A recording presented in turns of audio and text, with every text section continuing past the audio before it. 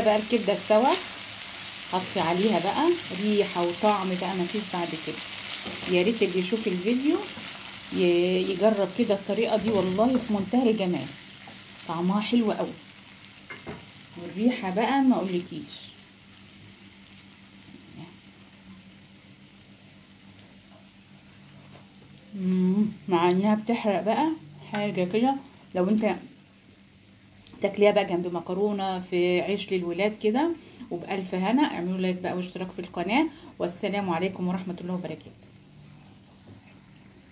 السلام عليكم ورحمه الله وبركاته. ازيكم حبايبي، عاملين ايه؟ تعالوا النهارده كده نعمل مع بعض كبده فراخ. شويه كبده فراخ كده هيبقوا في منتهى الجمال. اول حاجه عندي حته سمنه بلدي كده، عندي شويه زيت،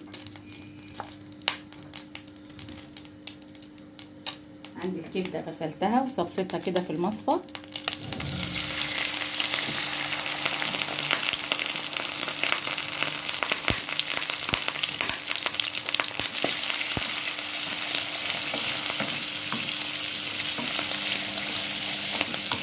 عندي القوانص غسلتها برضو قطعتها وسلقتها كده في ميه وملح وشويه فلفل اسود وبصلايه.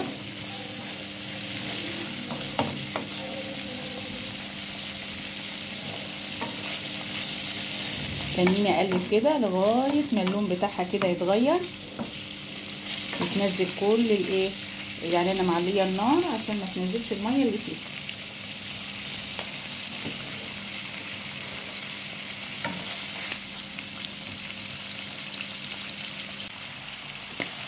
عندي بقى هنا القوانص انا سلقتها وغسلتها كويس برضو.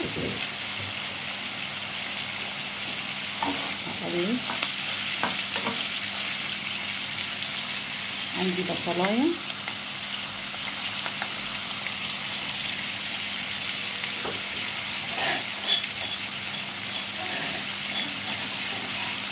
عندي معلقه ثوم،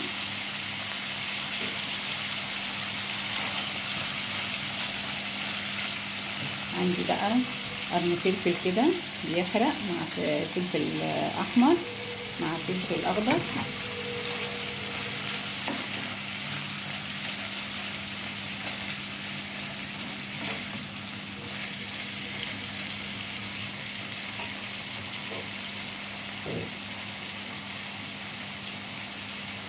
معلقه كزبره، فلفل اسود، ليمون،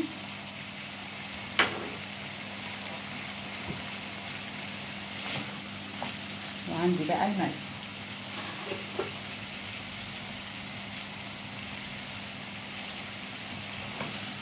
هقلب كده. هتاكلي بقى شويه كبده كده في منتهى الجمال. حطها عندك ايه؟ شويه كبده كده جنب شويه مكرونه او عيش، حاجه كده تفتح النفس.